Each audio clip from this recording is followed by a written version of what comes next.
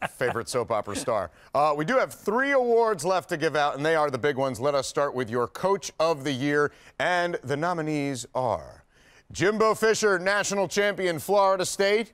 Al Golden, part of the big rebuild and survive there at Miami. Gus Malzahn, massive turnaround at Auburn. And Nick Saban, who just reloaded and did it again with Alabama, coming a bit short of where they expect to be now every year. So, Tom, there are no wrong answers here, but who is your winner? But my winner would be Al Golden from the Miami Hurricanes. And the reason is they had the NCAA probe hanging over their head for the last 3 years. And for the most part, for this season, too.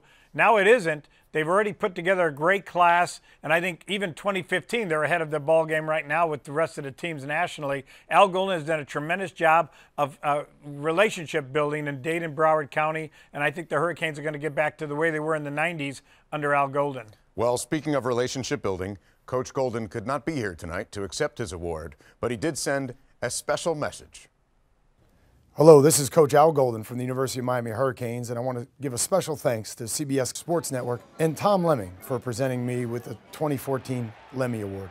I'm grateful to be the recipient of this award, but in reality, it's a team award, and I want to thank our staff, all of our support units here at the University of Miami, our administration, the deans, the faculties, and President Shalala.